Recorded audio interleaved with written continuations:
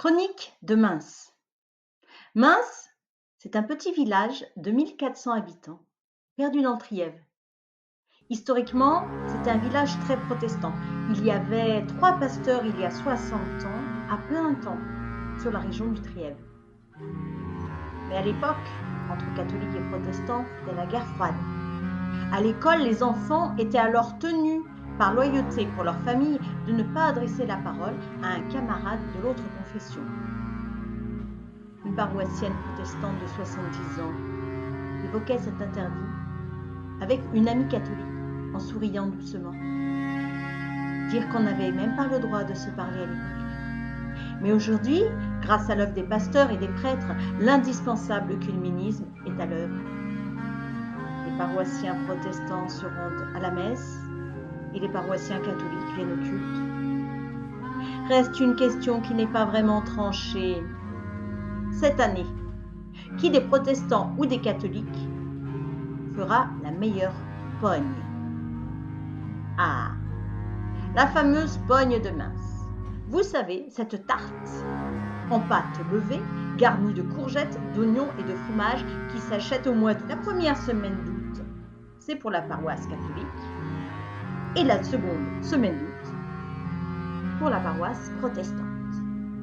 Dès 6h du matin, tout le monde sur le pied de guerre.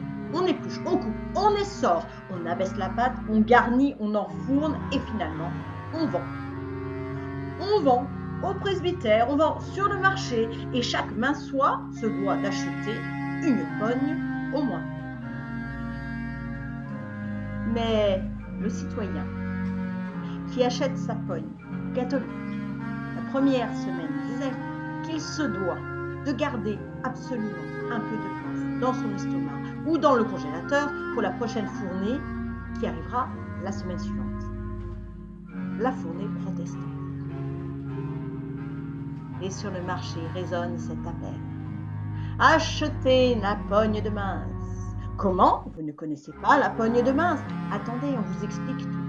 Alors on parle de la Première Guerre mondiale, des veuves, du formidable élan de solidarité dans les paroisses et de cette idée de réaliser et de vendre des pognes, récolter de l'argent à distribuer aux plus vulnérables et éviter ainsi que les veuves ne s'éteignent dans l'indifférence.